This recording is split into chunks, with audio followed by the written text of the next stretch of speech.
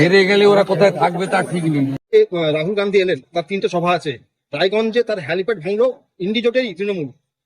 বুঝুক ওদের বোঝা দরকার। পশ্চিমবঙ্গে যে গণতন্ত্র বিপন্ন, সংবিধান যে বিপন্ন, এখানে বিরোধীদের কোনো জায়গা নেই।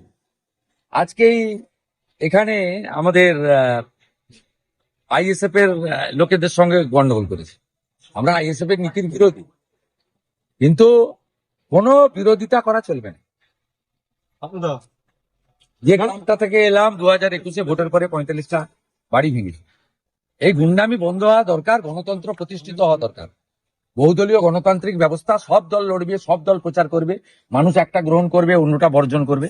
কেন বাইরে থেকে কেন্দ্রীয় বাহিনী আনতে হবে, সিআরপি আনতে হবে, কেন এত কিছু করতে হবে? অন্য রাজ্যে তো হয় না।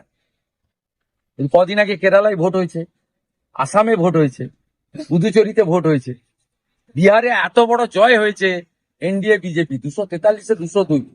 একটাও আরজেডি কংগ্রেসের লোক বলেছে যে আমাদের পার্টি ভেঙে দিয়ে গেছে, ঘরছাড়া করেছে। এই কালচার পশ্চিমবঙ্গে শেষ হওয়া দরকার। আমরা কথা দিতে পারি বিজেপি এলে, আমরা এখানে 23-এ পঞ্চায়েত জিতেছি নন্দীগ্রামে, কোথাও গোলমাল করতে দিইনি। 24-এ লোকসভায় জিতেছি, কোথাও গোলমাল করতে দিইনি। কেউ যদি অন্যায় করে তার জন্য থানা আছে, আইন আছে, বিএনএস আছে। কেন আইন হাতে তুলে নিতে হবে?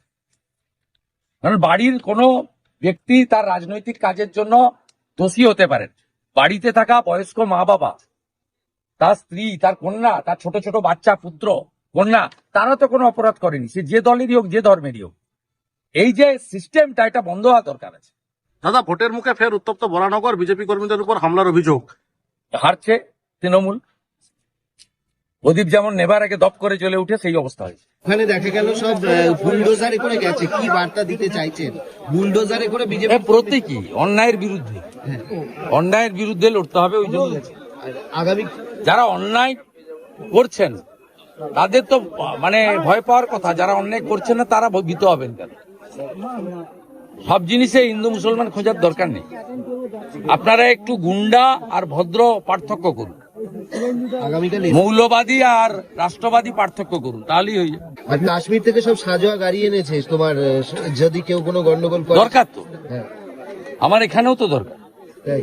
হ্যাঁ, গড়চক্রবেড়িয়ায় হিন্দুদের ভোট দিতে দেয় না, ভূতা মোড়ে ভোট দিতে দেয় না, দরকার আছে তো, বঙ্কিম মোড়ে দেয় না।